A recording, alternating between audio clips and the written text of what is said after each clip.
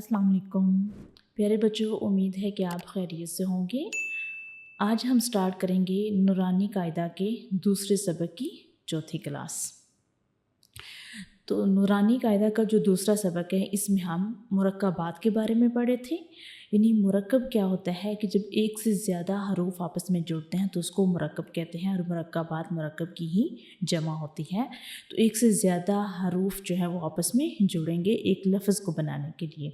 और उसके अलावा लेसन नंबर 2 जो है नूरानी कायदा का, इसमें आप जो है वो देखेंगे कि एक लेटर जो है उसकी मुख्तलिफ़ शक्लें इस्तेमाल हुई हैं, यानी वो मुख्तलिफ़ शक्लों के साथ बार बार इस्तेमाल होगा।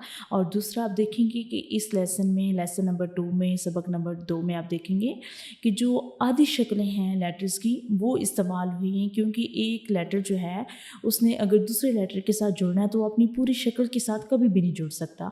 तो एक लफ्ज़ को बनाने के लिए बहुत से लेटर आपस में जुड़ेंगे तो वो उनको अपनी आधी शक्ल की ज़रूरत होगी एक दूसरे से जुड़ने के लिए। तो चलिए स्टार्ट करते हैं। जब भी हम कुरान लेसन स्टार्ट करते हैं उससे पहले हम ताउज़ और तस्मिया ज़रूर रीड करते हैं। अऊज़ु बिल्लाहि मिनश शैतानिर रजीम। बिस्मिल्लाहिर रहमानिर रहीम। तो पहली जो 3 क्लासेस थी उसमें हमने नूरानी कायदा का पहला पेज जो है वो सारा रीड किया है, और ये दूसरा पेज आज हम स्टार्ट कर रहे हैं जिसकी पहली 2 लाइन्स जो हैं वो आज हम पढ़ेंगे। तो हमारा पहला लेटर है आज का या, हा, या, हा। तो इसमें क्या है कि ये जो ऊपर है ये या की शक्ल है, ठीक है। यानी हमने पहले लेसन में या की जो पूरी शक्ल है वो और तरह से देखी थी, और उसके अलावा हमने या की एक और शेप भी जो है वो देखी है, जैसे कि इसमें है ये वाली या की शेप, तो ये और शेप है या की, ठीक है। और ये जो है ये भी या की एक शेप है, ये जो ऊपर है थोड़ी सी इस तरह करके ये भी या की शेप है। और या जब एक जो सिंगल लेटर होता है या, तब उसके पास कोई डॉट नहीं होते, कोई नुक्ते नहीं होते। लेकिन जब या किसी दूसरे हरफ के साथ जुड़ता है तो तब इसके नीचे 2 नुक्ते होते हैं। तो आपने या को इसके नुक्तों की मदद से याद रखना है कि या के नीचे 2 नुक्ते होते हैं। और जो नेक्स्ट है इसके नीचे ये है हा, यानी हा की पूरी शक्ल जैसे हमने पहले सबक में पढ़ा था हा, तो एज इट इज़ वैसे ही हा जो है यहाँ पे इस्तेमाल हुआ है। नेक्स्ट लेटर है बाजीम, बाजीम। तो अब इसमें ये जो फर्स्ट वाला है, ये जो ऊपर वाला है, ये है बा की शेप, ठीक है। और जो नेक्स्ट नीचे है ये है जीम, यानी जीम की पूरी शक्ल है। तो यहाँ पे आप देख रहे हैं कि बा की आपने पहले सबक में बिल्कुल डिफरेंट अलग सी शेप देखी है, और यहाँ पे बा की अलग शेप आई है। तो आपको कैसे पता चलेगा कि ये भी बा है? तो आपने सिर्फ इसका नुक्ता देखना है, ठीक है। यानी बा के नीचे एक नुक्ता होता है, जैसे अभी आपने इसमें देखा कि या भी उसी तरह का है, बा भी उसी तरह का है। तो जब भी आप आधी शक्लें देखेंगे तो आपने शक्ल को जो है वो नुक्ते की मदद से याद रखना है। जैसे या है तो उसके नीचे 2 नुक्ते हैं, आपने इस तरह याद रखना है या की आधी शक्ल को। और यहाँ पे क्या है कि ये जो फर्स्ट वाला है ये बा है, तो बा को आपने किस तरह याद रखना है कि उसके नुक्ते की मदद से याद रखना है। और नुक्ते की लोकेशन क्या है, नुक्ता कहाँ पे, आपने ये ज़रूर याद रखना है कि बा के नीचे एक नुक्ता होता है। और नेक्स्ट क्या है, ये जीम की पूरी शक्ल है, तो ये है बाजीम। नेक्स्ट है यामीम, यामीम। तो इसमें क्या है कि जो येलो वाला है फर्स्ट वाला ये है या, ठीक है। और नेक्स्ट जो है ब्लैक वाला ये है मीम। तो यहाँ पे भी क्या है कि या की मुख्तलिफ शक्ल इस्तेमाल हुई है, ठीक है। जैसे कि अभी आपने इसमें देखा कि या की और शक्ल है, और इसमें क्या है कि या की मुख्तलिफ शक्ल है। तो आपने ये याद रखना है कि जब भी 2 नुक्ते नीचे होंगे तो वो या होगा। तो ये है या मीम। नेक्स्ट है बामीम,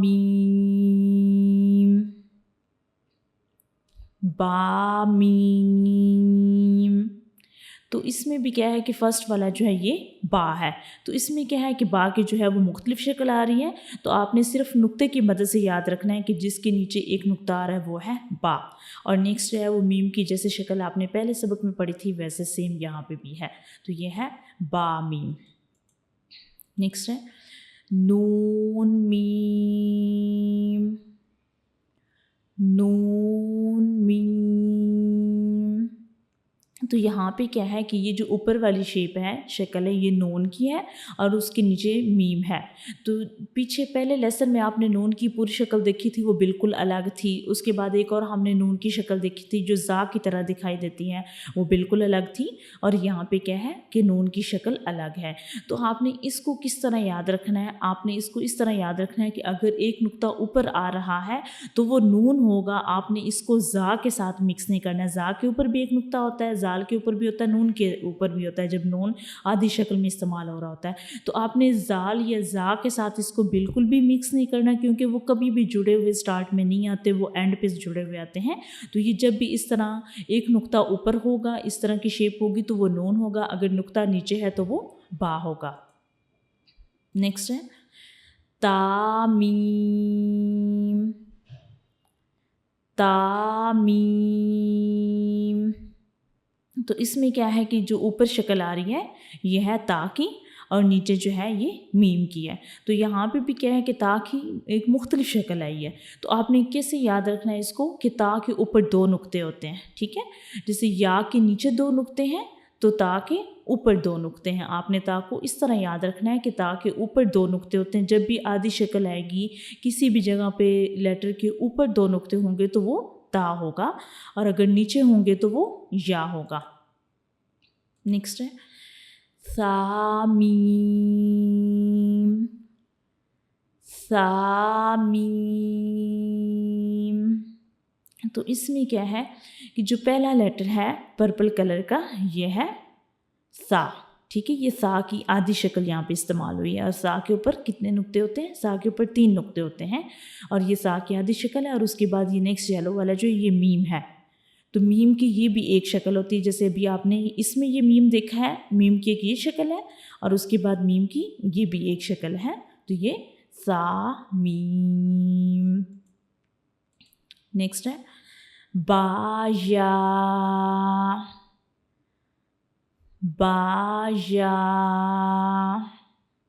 तो इसमें क्या है कि ये जो ऊपर है थोड़ा सा इतना सा पार्ट जो है यहाँ तक ऊपर से लेके यहाँ तक जो है ये बा है, और उसके बाद ये जो नीचे है ये या की पूरी शक्ल है। जैसे आपने पहले लेसन में या को इस तरह का देखा था, तो बा को आप कैसे आपको पता चलेगा, जब आप देखेंगे कि इसके नीचे एक नुक्ता है तो फिर ये बा है, और साथ जो या की पूरी शक्ल आ रही है तो ये बा या है। या जब पूरी शक्ल में होता है तो उसके पास कोई नुक्ता नहीं होता, ये बात आपने याद रखनी है कि या जब उसकी पूरी शक्ल होती है तब उसके पास कोई नुक्ता नहीं होता। जब वो किसी दूसरे लेटर के साथ यानी आधी शक्ल में होता है तब उसके साथ नुक्ता होता है, ठीक है। यानी यहाँ पे जैसे अभी ये दूसरे लेटर के साथ या है लेकिन ये एंड पे आ रहा है, अगर ये स्टार्ट पे आता या तो फिर इसके पास 2 नुक्ते होते हैं, लेकिन अब ये एंड पे आ रहा है तो इस वजह से इसके पास नुक्ते नहीं हैं। तो ये है बाया। नेक्स्ट है या, या, या, या। तो इसमें क्या है कि ये जो ऊपर वाला है ये या है और ये नीचे वाला जो ये भी या है। तो अभी आपने देखा कि जो पूरी शक्ल है या की उसके पास नुक्ता नहीं है, लेकिन ये जो ऊपर है आधी शक्ल है या की इसके पास नुक्ता है, 2 नुक्ते हैं। तो मतलब जब भी या किसी दूसरे लेटर के साथ स्टार्ट में जुड़ा होगा या सेंटर में जुड़ा होगा तब उसके पास नुक्ते होंगे, लेकिन जब या एंड पे पूरी शक्ल में आएगा तो उसके पास नुक्ता नहीं होगा। तो आपने या को ऐसे याद रखना है कि उसके नीचे 2 नुक्ते होते हैं, क्योंकि या की बहुत सी शक्लें आप देखेंगे। तो आपने सिर्फ नुक्तों की मदद से याद रखना है और नुक्तों की जो है वो लोकेशन याद रखनी है कि नुक्ते कहाँ पे हैं। या के 2 नुक्ते नीचे होते हैं जब वो किसी दूसरे हरफ के साथ जुड़ता है। नेक्स्ट है नून या, नून या, नून या। तो इसमें क्या है कि इसमें भी ऊपर वाला जो है ये नून है ठीक है। और नीचे वाला जो है ये या की पूरी शक्ल, ये ऊपर वाला नून है। जैसे अभी आपने यहाँ पे देखा कि नून की मुख्तलिफ शक्ल है और इसमें देखें तो नून की मुख्तलिफ शक्ल है। तो इस वजह से आपने शक्ल जो है उसको नुक्ते की मदद से सिर्फ याद रखना है, नुक्ता याद रखना है, मिक्स नहीं करना शक्लों को आपस में। अगर इस तरह की शक्ल ऊपर नुक्ता होगा तो वो कभी भी ज़ा या ज़ाल नहीं होगा, वो हमेशा नून होगा। अगर एक नुक्ता ऊपर होगा और इस तरह जुड़ा हुआ होगा, अगर वो अलग होगा, इस तरह की शेप अगर अलग आ जाती है ज़ाल की या ज़ा की, तो तब वो ज़ाल या ज़ा होगा। लेकिन अगर इस तरह किसी लेटर के साथ जुड़ा हुआ होगा तो वो नून होगा।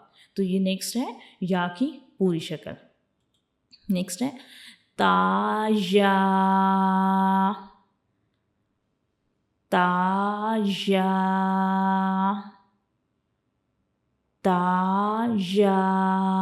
तो इसमें क्या है कि ऊपर वाला ता है और नीचे वाला क्या है, या है। तो ये भी आपने लेटर देखा, इसमें ता की मुख्तलिफ शक्ल थी और इसमें जो है वो ता की मुख्तलिफ शक्ल है।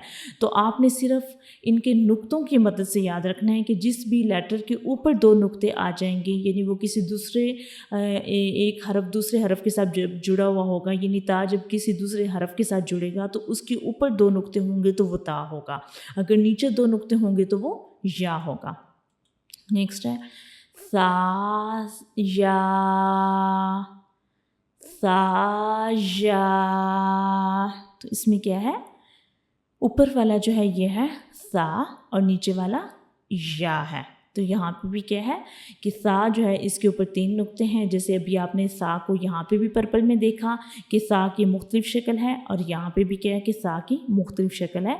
तो जिसके ऊपर तीन नुक्ते होंगे वो सा होगा, लेकिन आपने इसको शीन के साथ मिक्स नहीं करना। शीन की जो शक्ल होती है वो बिल्कुल मुख्तलिफ होती है। शीन के ऊपर भी तीन नुक्ते होते हैं, सा के ऊपर भी तीन नुक्ते होते हैं, लेकिन आपने इसको शीन के साथ मिक्स नहीं करना क्योंकि शीन की शक्ल बिल्कुल मुख्तलिफ होती है।